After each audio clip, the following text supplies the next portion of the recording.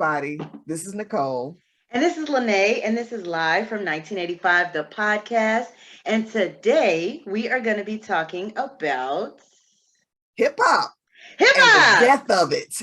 Yes, because man, there's a lot of changes going on in our music industry and our culture, and so we're gonna talk about that for And the you know most what? part. So Lenee, everybody sent me a couple of videos, and I watched the videos, and I was just, I'm gonna put a disclaimer out there. I'm not really up on the current hip hop.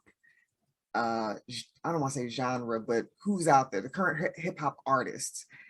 I don't know who's big. I don't know who's making it. The only people I kind of know about are like Nicki Minaj and Drake. And I still think like Lil Wayne is big. I don't know if he is or not. Kanye, Jay-Z, Beyonce, like those are still to me the biggest stars. But apparently there's like a whole nother, you know, when you sent me that video, I was like, I have no idea who any of these people are. So I have to put that disclaimer out there. I'm not that versed on the current artist, but from what you sent me, things have changed a lot. And I also want to say I am also not the biggest just know what's going on in the rap culture. I'm an R&B head all day. Okay, yeah. But I have noticed that a lot of hip hop artists are dying. They're being killed or they're having conflicts with other mostly black men and they're losing their lives in these streets. And so this episode is really more catered to like what's going on in hip hop. Like, is hip hop on the decline?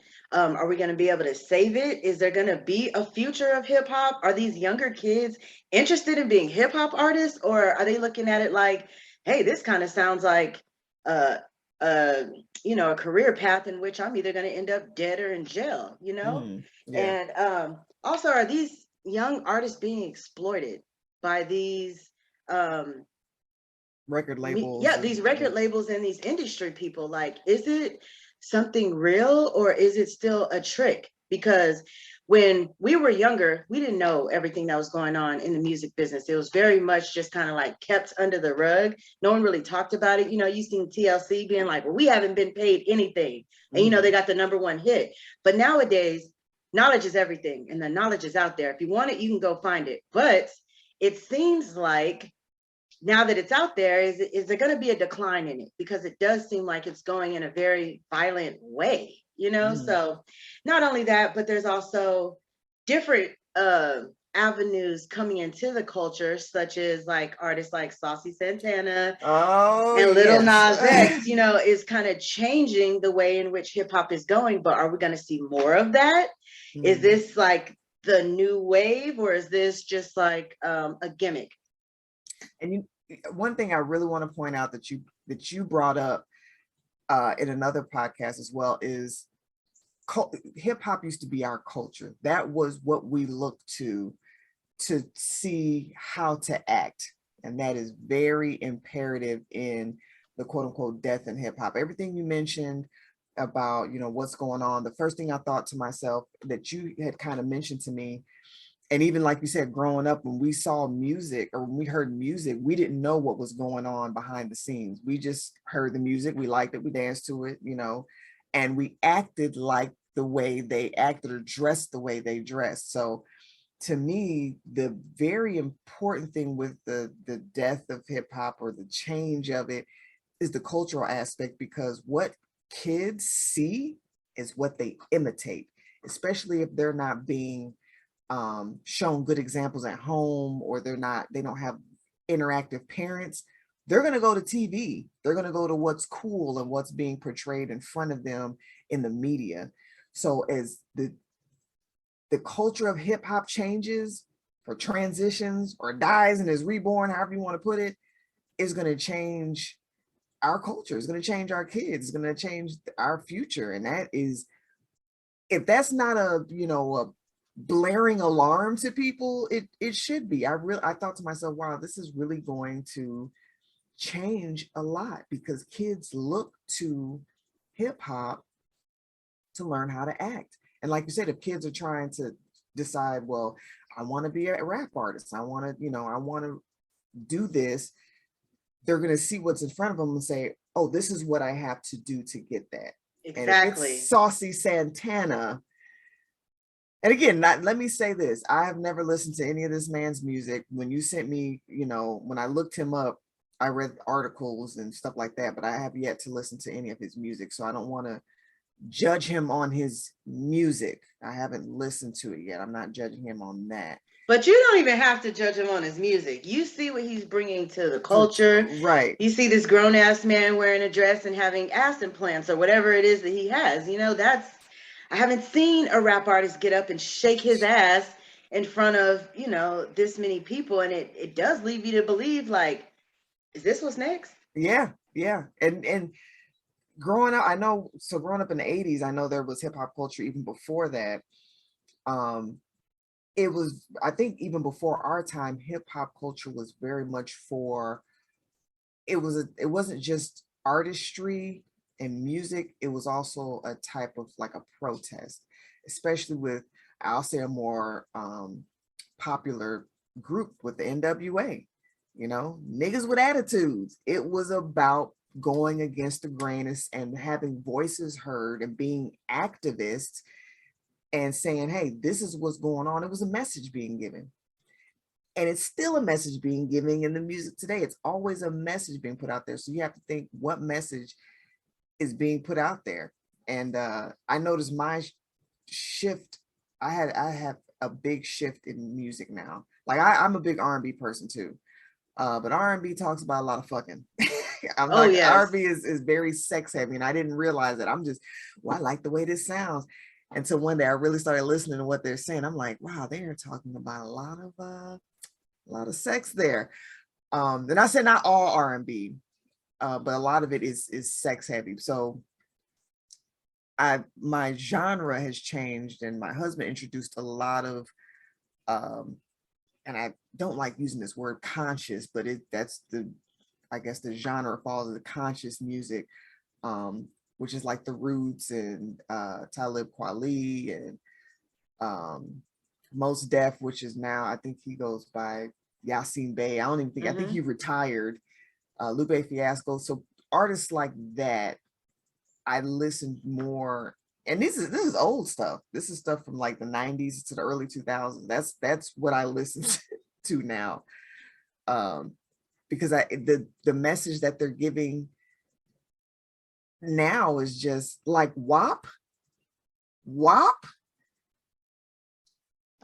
It's a message in that. That's a message within itself. I don't see how that's not like blaring lights. Like this is.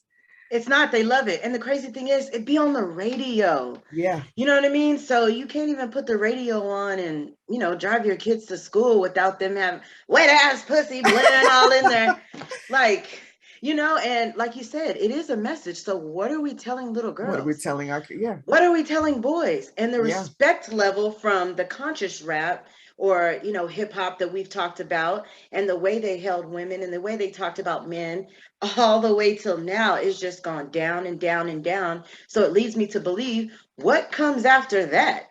Do we bring this full circle back, to that point? And then I think those artists like NWA and, all of those artists, they were mainstream artists at the time. Then you got, the mainstream artists now are nothing like that. They would never even drop a song that's talking anything that's going to promote, mindfulness or anything like that. So it's not, I feel like in order for it to come back, it would be hard, because now these record labels and all these people, they know what sells, and it ain't that, you know what I mean? People are not checking for that. You have a small, I don't want to say small, because I honestly don't know, the statistics, but I feel like there's a small group that's in this conscious, artist bubble, and then everyone else is just on this mainstream bullshit that they just keep microwaving out and just giving it to you. And it's like, it's affecting our minds. Like, take Future, for example. And the thing is, a lot of these artists are not even living what they're rapping about. Oh yeah, right. So it's like, Future, are you really on this many drugs? Are you really popping this and popping that? And all the time, or are you promoting something that's negative?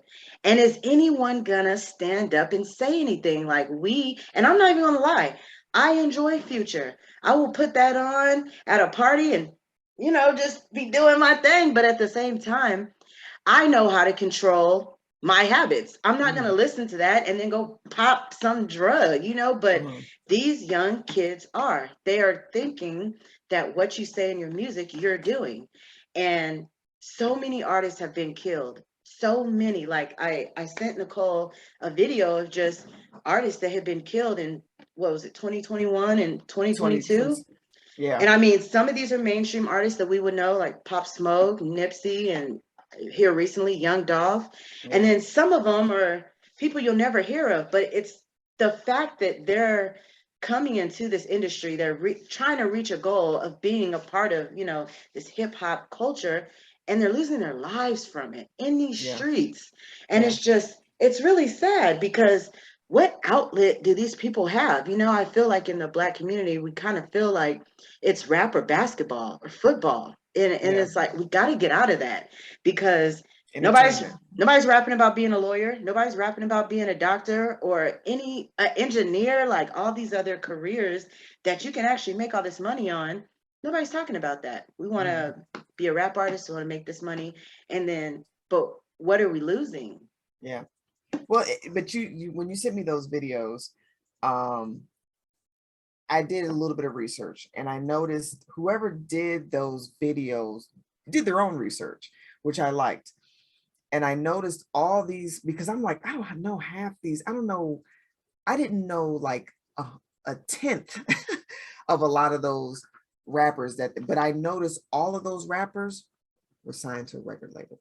And you pointed something out. You said, or we had a conversation before, how these record labels get insurance on their artists, and they gonna collect a check Mm-hmm. for when these artists pass. Now, I don't think the insurance gives incentive for them to do that, but I do think that that is sort of a corroborating factor. Um, I think that the fact that they have the insurance, it's almost like I don't want to say expected, but it's a corroboration. It's like, you know And what? that lets me know that they know. Well, yeah, they They know what's know going this on. is dangerous. And they Yeah. know that these artists have a chance of not making it, I feel like. Well, and but another thing you pointed out is what they're promoting. So you said I kind of know a Future. I'm pretty sure I've heard some of his songs, and you said he talks about doing all these drugs and stuff like that. Again, putting this into the culture. Kids look at this. Oh, this is what I want to do.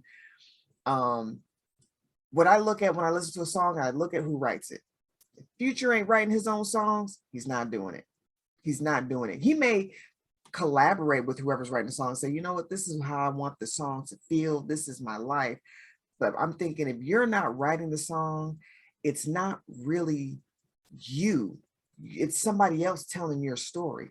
It's just like when a book is written. If you're not writing the book, it's not really your story. I don't care how much you tell whoever how much what you want to be portrayed. It's their words saying what you feel. So yeah, I don't think Future is doing all the stuff that he's saying in the songs. It's a promotion. It's something the record label wants to be promoted. And that's for these children to see somebody who has a lot of money, who looks good, who's driving this type of car, has this type of house and all this stuff. Oh, this is what I do for fun. This is what is considered exciting and uh, this is what I do in my spare time. And people see that kid, and like you say, you have the awareness and the wherewithal to say, you know what, I'm listening to this music, but I'm not going to do these things. But not everybody has that. And Right. even I've gotten to the point is there's subliminal things in there. So I've totally cut myself off from listening to that music at all, as much as I can. Sometimes you can't help what's on the radio, or even if you're driving down the street and somebody else has their music blaring loudly. um but it's crazy how much, because music has influence on you. It can change how you feel. You know, people listen to music to feel better, and when they're down or sad, they'll listen to sad music to kind of get through that emotion. Anyway, the point I was making was the 200. I think the 2020 was like 250, and in 2021 was like, they were all in the 200s, and all of these people were signed to record labels, and all of these people have insurance on them. So record labels are not only getting money from the music, they're getting money, they're getting paid from these people dying, you know. And So when death crazy. becomes a business, how do you stop that? What's the incentive to bring out better music or a better message? Something that you said, you said you had shot me a text, and you said, when does it, I think you said, when does it end, or something like that. It's Yeah. like when we change. So that's something to do, is to not listen to the music. And I know it may not seem much, just you or just me, but pushing that, don't listen to the music. The only thing that sells is what people buy. That's it. Consumerism is based off demand. And as long as we're listening to the music, as long as we're listening to the music, they're gonna keep pushing it. These motherfuckers still listening to this crap, so we're gonna keep. And it's like they test the waters, like with this Saucetan Santana. They're like, I wonder if they'll take this. I wonder if they'll listen. Let's put it in front of them. Oh, the shit's selling. Girl, but they started with Lil Nas X. So you remember Lil Nas X came out and he had that, what's that kind of country song he had? Old Town Road, right? I'm gonna take my horse to the Old Town Road. Yeah. He came out with that. Got all the kids. Next thing you know, he's in a video, ass naked, with a bunch of ass naked men, and they have a video in jail. I haven't even seen that. Girl, you gotta see that, because I was like, wow, that was quick. You went from Old Town Road to ass naked in a video in prison. I just, like, it blew my mind. And then if you see videos of him, sometimes he's like, I'm gay, I'm not gay. I've just been doing this. Now that I've had this record, I don't want to be gay anymore. Like, he'll say these things. So it's like, are you promoting something, or is this your lifestyle? At this point, no one even knows, and it doesn't matter, because what you're promoting is who you are to these people. Exactly. So as much as you want to ride the line of I'm not, you are, because that's what you're promoting. Yeah, that's your promoting. Yeah. You said he was butt naked with a Girl, bunch of men. I gotta show you this, butt ass naked, dancing with these men in prison. When we get off of here, I'm gonna send you a clip so you can see this. This is crazy. When I seen that, I was like, how you go from Old Town Road to this? Yeah. You know, I thought it takes a little progression. No, he was like, no. But that's what's scary, and that's, people should be frightened. I'm so sorry. Let me retract that. That should catch people's attention, and not just for themselves, because again, you have the wherewithal, and I have the wherewithal to be like, whoa, but a 10-year-old, 11, 12, 5 through 15-year-old is not gonna, they're just gonna hear the music, it's gonna be catchy, they're gonna see it, especially if they don't have any parental, restrictions at home, and they're gonna see that, and this is what's cool, this is what I need to do, this is what I need to emulate. That should shock the shit out of people. That's crazy. I did not know this video, but the thing that needs to change is people. People need to, and even so I'll speak for myself. I told myself, one thing I need to do is stop worrying about what the fuck other people think, hurting people's feelings. We have this sort of societal climate now where everything is, you have to be PC, politically correct, and body positivity. And who was it? There was a comedian recently I listened to, Chris Rock. I was watching his stand-up, and he was like, some of these kids need to be punched in the face. Because he's like, we spend so much time telling kids, oh, you can be anything you want to be, and everybody's a winner. And it's like, Not true. No, life is And difficult. we're Life setting is you up for failure, making failure. you think that. Yeah, life is difficult. Life is tough. It doesn't have to be miserable and bad. I think people misrepresent that life being tough and life being something that you have to put effort in is a bad thing. It's not. It's just saying life isn't easy. Life can be difficult and you have to use effort and still be enjoyable. And I think that's the misnomer is just because it's tough and it's difficult, it's also depressing and sad. No, that's the same concept as working out. Working out can be tough, it can be painful, but the end result is going to be this beautiful thing, this result of what you're going to get from your hard work and dedication. Right. You know, and we're putting in kids now, you can be anything you want to be. You can be as big as you want to be, as unhealthy as you want to be. You can be all this. And it's like, no, you're setting them up for failure. In the And worst way, because if you don't punch your kids in the face, the world is that's what gonna sock your and kid in the that's face, and and they're that's what he not gonna said be ready for it. And the suicide rate is is through through the the roof. roof. And Yeah. it's because these kids are not ready for the real world. No. And they don't even understand what's involved with it, what comes with it. And I don't want to say how hard it is, but how you have to learn to adapt. Yeah. And not to mention all the undercurrent shit that's going on. Because once you consider yourself, conscious or of the knowledge of what's really going on in the world, and you can really see through all this music bullshit and all of this, that's when you really have the power. But guess what? That's a way more stressful life It is. because you know. So you have to fight every day to remind yourself, like, don't fall for that shit. You know better. You know Is what I'm yeah. saying? But these kids don't know. So it's like they're out here being tricked. Y'all think these people are really living this life and they're really just promoting music. And now your life is affected by it. And they're in the grave and record companies have money. Yep. And it's like, what kind of pattern is this? It's yeah. And it,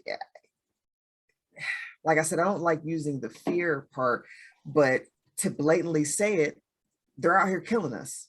Yeah, they are. We're out here dying. They're out here killing us. And it's it's like the hitman or the person who, I'm sorry, it's the person who hires the hitman. So the only difference is, like, if I call somebody, if I call a hitman to go put a hit on somebody, it can come back to me. But with these record labels and a whole bunch of other deep stuff that's going on, and they don't have to call the hitman. The hitman is the crime, the exactly crime within our. And they're like, well, look what he puts in his music. That's why this happened. Exactly. And it's like, wait a minute. Exactly. I didn't write this. I'm not living this. Exactly. You told me this is going to make me money, Exactly. and now I'm dead. Exactly. Exactly. They don't even have to call the hitman. It's already there. And people point at it. Well, it's there, like you said, the black on black crime and all this other stuff.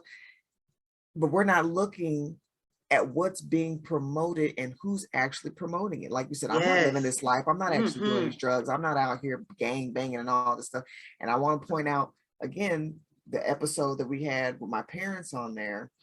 And my dad said gangs came out of nowhere. We were just out there, kids enjoying life, blah, blah, blah, blah. We were living in poverty, but gangs and drugs just one day came out of nowhere.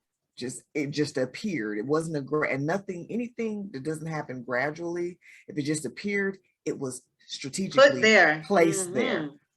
And so it's the same thing with this music now. Like you said, Lenee, I've got to see this video. If it just happens out of nowhere, it's strategically placed there for a reason, to change the mindset of people. And I love how you said, once you know, shit really gets difficult. Oh yeah. Because then you're always dodging. I can't get caught by that. Like you said, I'm always like, I never thought I'd be this person, but sometimes I'll roll up and there'll be somebody blasting some type of music and I'll hear the music. I'm like, oh my gosh, it's so disgusting. And I roll my window up. But I have to be honest, and I tell people, they used to be me. Yeah. They used to be me. That's still me. That's still me. But I feel like I know better. You know what I mean? So it's like, I feel like I might be wrong about this because I know everything you ingest, it does, it could go into your subconscious and everything, but I feel like I know better, so I can control what I think about it. Now, I don't know to what degree I can, because I Mhm. know it's still filtering. It's a filtration system in here. So Yeah. some of the particles are still going to get through, but I feel like the fact that I know helps me combat the fact that, you know, it's bad, but I'm consuming it, if that makes sense. It does, and I've been through that, and I'll give you a challenge because Okay. I'm trying to get to my own point to not tell people what to do, but to do the research and experience it so you can be like, oh damn, wow. I was in that when I first started transitioning to the music I listened to, because my husband, he was like, you don't need to listen to that music. And I'm like, why? Now that I know and you've taught me these things, I know what they're talking about, but it doesn't mean I'm gonna do it because I know better. But I still like the way the music makes me feel good. You know what? I have an analogy. It's kind of like when you're on a diet and you're not Mm. supposed to eat bacon. You're like, this ain't good for me, but I know that, but I'm still gonna eat it. But that's it. That's what's happening. Think that's the perfect analogy. So think of the music, you're still ingesting it, and you're like, I know it's bad, but since I know it, I know how to filter. No, you're not really filtering. You said it perfectly. Stuff is still getting through. So go, I challenge you to try to go. I don't know how often you listen to music, but All the time. Like I'm a music head. Like okay. me, when if I'm not, if I have free time, even when I'm driving home from work, it's either music or podcast. Mhm. Very rarely do I just have like silence. Every once in a while, I'll get in, forget to turn it off, and my mind's just wandering, and I'll leave it like that. But for the most part, I love music. I love it Okay. to fill my space, to clean up to, to ride to. Like music is really my thing. Mhm. So here's what I would challenge you with. So my husband, when we were traveling, he would listen to we'd either listen to classical or we'd listen to jazz. When I say jazz, I mean no words, Words, just just music music. and instrumentation and all that. Right, Uh-huh. something with just instruments, because Mm-hmm. that's actually certain vibrations and stuff Right. that's going into you. So I challenge you to list for 30 days. 30, I'm or listening. even if you can't do 30 days, like a week, just listen to nothing but, and you can choose any genre of your choice, even if it's rap. If you can listen to something without words, and I'm pretty sure there's instrumentals out there where Oh shit, I'm less about than to become a rapper. put your own words to it. That too. But when I realized, so I was kind of forced into it because he controls the radio in the truck. Which is what I'm glad. I'm glad he did this. I'm very thankful. So it was only classical, some native music, and like jazz, and that's all we would listen to. Then when I went back to like listening, like I would get my headphones, I go for a run, and I would listen to what I used to listen to, and I started hearing the words that they were saying. It was literally something I was like, I shouldn't be listening to this. Like, this is not right. Because what the, like you said, stuff is still getting through. Yeah. And you think about that. Now, you don't think about exactly what they're saying, Yeah. but it still has those negative connotations that are put And into like you you. said, the vibrations. And I Yeah. know I've heard, I think it was XXX Tentacion. Before he passed away, he talked about the hertz and the frequency that they purposely put in the music, especially hip hop and stuff like that. And they put it in a way that, dumbs you down in a way, Yeah. And I'm a conspiracy theorist in a way. So a lot of like these artists like XXX or like Nipsey, when they do pass away, I can never think that it just happened because of violence. I always feel like it's a hit. You know Yeah. what I mean? So it's very hard for me to believe that like these people were just like Nipsey, for example. The day after he got killed, he had a meeting. I'm sorry, the day, if he wouldn't have been killed, he had a meeting with I think it was the police department of, where he lived. Mhm. I don't get me wrong, I don't know if it was Compton or Inglewood, sorry, I don't know, but that neighborhood, he was trying to stop gang violence. And he Mhm. had a meeting where he was bringing both the Bloods and the Crips together to really have like a cease. of violence in their neighborhood. He was killed the day before. Mm. XXX Tentacion, he had been dropping videos like crazy about the music, the hurts, the vibration, everything, Low real vibration. knowledge. Yeah. He got killed going to buy a motorcycle in his hometown. Yeah. And they just want you to believe that it was just a random murder. And I Act of just violence. Yeah. can't, like, my Yeah. mind will not allow me, because I'm like, why him? Mm. Why? Like, it doesn't make any sense. He's making all these moves and, very talented, and then he's just gone. Not only that, think about two really, really big artists, Prince and Michael Jackson. Girl. So Prince and Michael Jackson both were working on owning all their own music. I think Michael Jackson owned quite a bit of his He own had just music. got his back, because he gotten... said he fucked Sony over. He got his shit back, and they were very upset about that. Next thing you know, dead.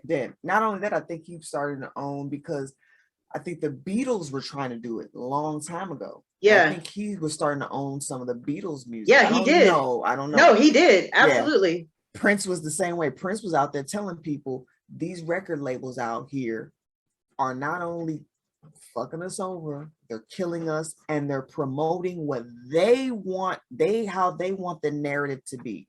They're building the narrative for your children. He was putting that shit out there. They're slaving you out.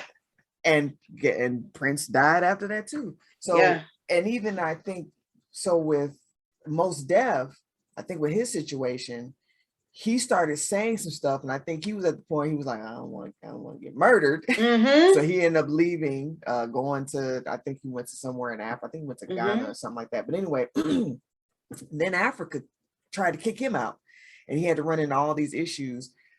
But it's like, if you start talking about it, then you have to worry about getting killed. Yes. Absolutely. So then you're silenced.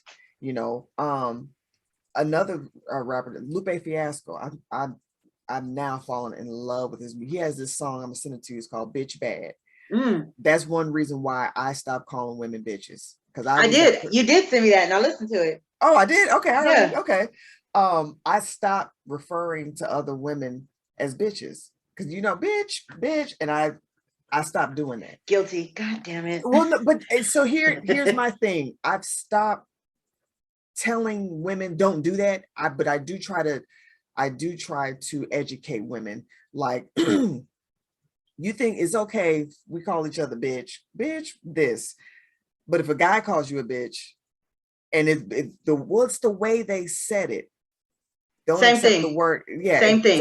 You can't say this word. And I know I'm gonna probably get a lot of flack for this. Yeah, you can. One word can have several different meanings. No, a word, the literal definition of bitch is a female dog, first of all. So whether if I'm calling you a bitch or he calling you a bitch, doesn't matter how we're saying it, you're being referred to as a female dog. Yeah. And female dogs are a type of animal. They don't have one mate. They will fuck any dog to get pregnant.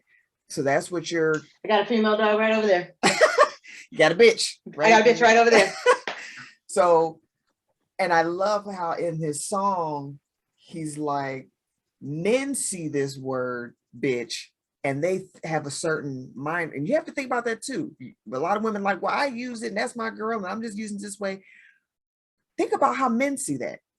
Just because you think of it that way, a man is not looking at you like, oh, y'all calling each other bitch? That's cool. A lot of men are mumbling under their breath, them dumbass hoes. I can't call her a bitch, but they call each other bitch. Man, them some bitches. You'd be not surprised. Only that, but the word bitch referring to women from men in music is at an all-time high. And I remember at one point it wasn't like that. It was kind of like the word bitch was kind of reserved for women. But I mean, not even then. I don't even know where that came from, to be honest with you. But it's just like, wow, like the respect level is gone. Like, there isn't none anymore. Like, but it only happens in our genre. Never heard a country song with them referring to that. I've never heard a pop song, well, maybe, but for the most part, no. It's in rap. It's exclusive to our genre, but it's in R&B too. Yeah. Like R&B has came a long way. And like you said, it's very sexualized. And I remember just the other day, I was telling my husband, like, I was letting him listen to the music that I listened to when I was young, because he didn't really grow up listening to music like I did. My mom was very into music, so she introduced me to like Luther Vandross, Patti LaBelle, like all this old Yep. school music I'm into. But I'm into music, period. He didn't really so much grow up like that. So I like to introduce him to like just different things that I like. And I was telling him how much I love Jagged Edge. And I was like, Mhm. man, I used to listen to them all the time. I was like, you have no idea, when I was young, I just wanted to be in love, like so bad. That was my thing. But it came from the music I was Music. listening to. Right. It's a direct correlation. Like, had I not had that, I wouldn't be like that. But I will say this, and the music was sexualized because I was listening to TP2, I was listening to R. Kelly, all of that. Oh, But that was the album. now I know people feel a way about R. Kelly, but I will still dub that back. Don't even play with me. But I wasn't into sex, you know what I Yeah. mean? But I was into falling in love. So I do know that the music did have an effect on me, and as I've gotten older, I still do realize that the effect is there, but I feel like it's on the younger generation now. And Yeah. I don't know if they're still like wanting to fall in love, or if they're hypersexualized because of this music now, because it is different. It is. And I don't know the current R&B and what's going on, but like you said, growing up, same thing. TP2, oh man, Girl, that's Jagged fine. Edge, Ooh, Silk, all of yes. them. And now that I'm 37 and listening, I listen when I've heard that music, um, I'm like, oh my goodness. And it's the same thing. We think it's just about love. I just want to be in love. I want that relationship. And there's another comedian, uh, Dion Cole, he did this stand up. I need to send that to you. He's like, back in the day, they say, I give you the stars, I give you the moon. They tell you all this stuff, these beautiful things that they'll do. And he's like, now, only thing here is, I give you this dick, Yeah, it's you're like, right. but even then, the music that we listen to and they say, I give you all this stuff, it was to get to sex. It was to get to this, it was this romanticism, but it was a shroud around just getting to have sex, basically. Like Silk, what was that song? There's a meeting in my bedroom. There's a oh girl, you got Yes, honey. You better not be late. and, and what are they talking about? And Yes. Now it's crazy because maybe at the time I didn't realize I that didn't was my realize at the song. time. Knew Yeah. every word, but as I New got older, I'm like, these niggas is freaky talk, yeah. as hell. And same exact thing. Back then I sing that song, there's a meeting. And now I'm like, I was 12 years old talking about meeting some guy to have, Girl, we sure was. and We it's sure was. so now we have to think, if it's happening to us, it's happening to other kids. Now, it may not be, like you said, it's not directly. You weren't out like, oh, I'm looking to meet some dude in his bedroom, but you had this feeling of, I want to be in love. I want to have that. It was still a transition to, because with love comes sex, Yeah. you know? And I might not have been thinking that, but he might have Was, been. You yeah, know what I mean? And then that creates an awkward balance, because it's like you're over here over sexualized. I'm over here trying to fall in love. And I might even be giving you the sex to get the love. get And it's like all you really want is the sex. sex, yeah. And so it's like it even that creates an unequal balance. And now I'm out here trying to be loved and you're trying to fuck. Exactly. And that's all, you put it perfectly for even the song about the bitch. Men and women perceive songs different ways. Men are much more analytical, logical. They hear the song Silk and they like, oh yeah, meet in my bedroom. Yeah, come on, girl. And don't And be late, girl. right. While we sitting here thinking about, yeah, I want to be loved. I They want to fall thinking, in love. I'll meet right, him in his bedroom. right. They thinking, yeah, come on over here to my bedroom. Yes. So think now, even with the song with the word bitch, we women will call each other that, but men are like, when I call you a bitch, this is what it means. When I hear you calling each other bitches, this is what I think. I'm not thinking that y'all cool and this is you know this is what it is, bitch is what it. So same thing with love and sex. Love is sex. Love is sex. When you say you love someone, that's why somebody put it, I was watching I forgot what I was watching, but this lady said, when you say you love someone, what's the next thing you want to do? you want to Give your sleep with body to them. them. You want to Yeah. give your body to them. Mm-hmm. So, and this is a paradigm that's going to be hard for people to grasp, but I'm gonna put it out there. You can't tell everybody you love them. And I'm even talking about family. The only person you should be telling you love is your spouse. That's it. Because love is sex. That's what it is. So when you're talking about, oh, I love him, that's what you're thinking about. You're thinking about fucking them. But anyway, but like you were saying, the two, when you use these words and when you listen to this music, so I still put that, try it 30 days, a week, try not listening to it, and then come back to it and realize you have a even a more heightened awareness, because once you stop listening to the music, you stop having certain feelings because those vibrations are real. And that's when you realize, oh shit, this is real. We talk about it, but experience it. Try experiencing it. Don't listen to it because when I came back to it, I'm like, wow, this shit is really making me feel a certain way. Yeah, no, it definitely is an emotion controller. Yeah. So I think, in short, I may try it, I may not. I'm gonna be honest, because I really do love music. But I might not go cold turkey, but I might try to add some into my mix. Like it might be a little Chris Brown, a little this, a little jazz, a little classical, a little, Eric Bellinger, whatever. Because I do enjoy it so much that, it's kind of hard for me.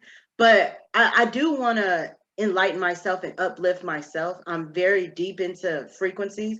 I understand what that does to us. So, and it's crazy because like when I very first learned about frequencies and all this, and sometimes they try to put stuff in the music, like they'll record a song and then go back and, put it backwards and put some extra shit in there. And it was around the time the Illuminati shit was hot and everyone was talking about that. And they kept putting Beyonce's name out there, like Beyonce's part of the Illuminati, Illuminati, Illuminati. Well, her album had dropped. I think it was the Beyonce album. I was so scared to listen to it. And I would just go look at it like, damn, I want to know what she's talking about in the album. I was like, but it's gonna fuck my mind up and this and that. And then I just started thinking, and then I talked myself out of believing she was in the Illuminati so I could listen to it. And I was just like, nah, this is fake. This is bullshit. They're not doing this shit to the music. Fuck it, I'm gonna listen to it. And I did, but I literally had to talk myself out of it because I do know better. I really do, but at the same time, like, I'm gonna be honest, I'm a person of the world, I wanna be a part of everything that's going on. So it's hard for me to separate myself from what I know and how I am. Yeah. So if you try it, I definitely, because I love music too. I definitely, and everyone should love music. And I'm using the word love. Everyone should use music, but use it in the way that is beneficial for you. And I'm definitely not saying don't listen to music. Like you said, if it's adding classical or adding jazz or adding instrumentals or even changing because there are rappers out there, fine rappers who have their own record labels who can say what they want. It's going to be difficult because you have these billion-trillion-dollar record labels that inundate. Like even I found out, because I know we talk about Rhapsody. I really like Rhapsody, and she's a part of writing her own songs too. But even with Rhapsody, they're still signed to the record labels, and they can't say everything they want to say. But looking for artists who write their own songs, who aren't that big, and adding them in, that will help, because I promise you, once you make that transition, and like you said, talking yourself out of it because you want to experience it, but know that you're not losing out on anything. Different genres to incorporate, or different artists to incorporate what you're listening to now, because listening to music is important. And like you said, when you're on your drive home from work, I definitely don't want to say don't listen to anything, but adding other things in and realizing, damn, this is affecting me because it changes the way you feel. It's mind-blowing. No, I think you're right. And I may take some of your advice slowly, but I will, because I do know I'm not an idiot. Like I do understand what's going on out here, but at the same time, like I'm a student of it. So it, it pulls me to it. And like you said, we talked about earlier, it's like also our culture. It's like, where is that line drawn between hip hop and our culture being Black Americans? You know what I'm saying? So Mhm. that also kind of keeps me like locked in with it, because I feel like if I don't have that, what do I have? You know, it kind Yeah. of brings me there. But this was a great conversation. Mhm. I enjoyed it. I definitely want to check in on our health journey real quick, because on our Okay. last episode we talked about kind of trying to like be on each other, trying to get healthy. So I'm gonna talk a little bit about what I've done this week. So I've been making smoothies in the morning, Mhm. and so they've been different smoothies. Like the first day I did all fruit. I did strawberries, blueberries. I always do water. I never do orange juice as like, my liquid. And Mhm. then I always put ginger and lemon. I try to put Okay. those in like most of the smoothies that I make. So I've been doing that in the morning. It's been helping a lot with the bloating, because I have Mhm. really bad bloating. And I think it's because sometimes even when I eat healthy things, I've learned here recently that there's certain even vegetables like broccoli, kale, and cauliflower that have some gases in them that And they'll even still though cause that they are bloating. good for you, your body doesn't digest them all that well. So I'm trying to kind of limit that, but still have it in, because it is healthy, especially kale. It's a leafy green, but at the same time, adding things that are not going to make me bloat. And, I'm just trying to push that forward. And I noticed in the past, when I eat better, my skin is better. And, I have more energy. I feel more healthy. So I've been doing that. I also have a juicer. So half of the week I did like smoothies, and half of the week I did juices. So Mhm. my juices would consist of like cucumber, celery, lemon, and ginger for the most part. Mhm. And I might even throw some kale in there, but I don't know if you ever juiced. Kale doesn't make that much juice. Yeah. So I'll try, but like cucumber and celery is my go-to, because you're going to get a lot of juice from that. So Mhm. I've been trying to do that. I haven't worked out this week, but I'm probably going to get back on working out maybe next week or the week after. My birthday's coming up, so I got a trip planned, but I have been, on my mode to try to work out and do better with my health. Fast food is the one thing I need to cut out. So my next update, I'm gonna try myself to limit the fast food as much as possible, because I know that's something that I need to. Um, can I give one suggestion? Yes. When you're talking to yourself or when you're kind of in that mode, take out the word try. Okay, I'm going to Yeah. um less fast food next week. That's the So goal. That's the goal. it helps a little bit with the mindset, because when you say try, You give it, yourself grace to not do it. there it is. Too much grace. Yeah. Well, I did try. um but no, so the same thing. My eating it's been a little bit better. um we've stopped doing fast food a long time ago, but my biggest issue is wheat. um like I've started eating these pot pies. I used to I eat them. love Popeyes. Oh my God. My mother-in-law makes one from scratch. Girl. Oh yeah. Woo. So the pot pies, wheat is always my issue, cutting out wheat. And I don't want to say wheat is such a horrible thing, but it's not. My husband always says this thing. There was a saying, "Let them eat cake," and they say that because, oh, people, cake's good. I don't understand, but cake will kill your ass Yeah. because of what's in it and the sugar and all that stuff. So I need to get back to cutting out the wheat. Um, my biggest thing is working out, getting up and working out. And I sent you that video yesterday. I'm gonna send you another video, and it's this guy talking about, because the first one I sent you was the law of attraction, and basically the hard thing that people don't want to talk about the law of attraction is the effort of putting into what you need to do. We can talk about it and pray about it and put up good vibrations and affirmations, but you The actually have to do action. you have to Mm-hmm. do the work. So that's what I'm getting on myself. And I even told my husband, I said, you know what, I can get up when I think about the podcast. I can kind of get up and be like, oh, we're getting ready to do the podcast. I get excited. I need to juxtapose that onto me getting up and working out. My husband has taught me my workout routine. I was gonna do like the running and biking and all that. And I still bike, but my husband's going to start incorporating more, or I want him to incorporate more, because he knows MMA. He knows a lot of mixed martial arts. So he showed me a few moves, and I need to do those moves. Yeah. Like he's big on, I'm gonna show you one time, and then you need to take it on yourself to do this shit. He's So like, you know what? I had a workout coach that said one time, like, connect it to something else. Like, I can't go take a shower until I do these moves, or I can't eat dinner until I do these moves. And my acupuncturalist, there we go. She told me that with water too. Like, if I have a hard time drinking water or getting my water consumption up for the day, and I want something that's not water, make a deal with myself. Like, all right, so you can have this glass of juice if you drink 16 ounces of water. And then she said, what you'll realize is that after you drink the water, you don't even want the soda, or you don't want the juice. And it's good because you don't really need the sugar.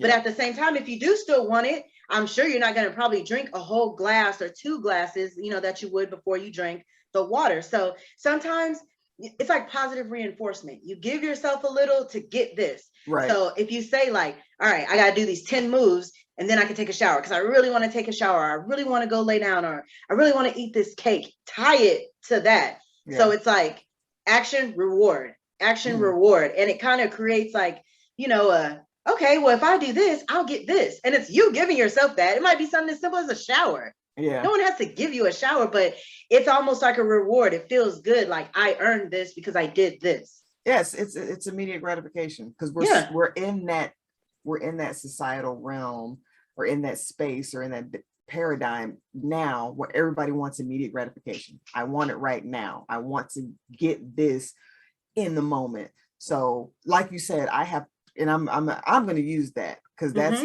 how my mind. When I'm like, oh, I got to get ready to do this, I start thinking, oh, I don't want to deal with this pain. And I need to stop that and say, you know what? If I do this, I can get this. And then also think about the long term. I know if I continue doing this, I'll get this body that I want. I'll lose this fat that I have that I'm sick of looking at every day. And that's another thing I have to build up. I push myself in front of the mirror more often. And I look at myself and I'm like, you're not going to get rid of that until you do what you're supposed to do. So that's my goal for my next check-in is this whole week.